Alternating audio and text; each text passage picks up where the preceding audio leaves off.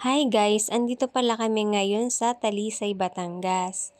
Pumunta nga kami dito sa Wakem Resort. Ayan, kung makikita nyo ang lawak ng place nila. Pwede nga pala dito guys mag-camping. Tapos, ayan, pwede rin kayo mag-day tour dito.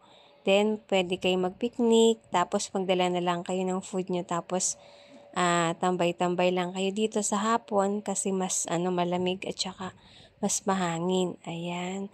Kung makikita nyo, yan yung Taal Volcano. Enjoy na enjoy nga pala yung mga bata dito kasi nga, malawak yung place nila. Tapos, nadala rin sila mga toys para mapaglibangan nila. Ayan. So, bali pumunta nga pala kami dito ng around 3 p.m.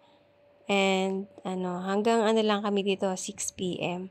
Ayan. So, bali, nasulit naman namin yung time namin kasi nga, ang haba na din nun para maglaro-laro yung mga bata, magtakbuhan. Ayan. Kung makikita nyo, napaka-relaxing ng place. Tapos, pwede nga pala ditong mag-camping.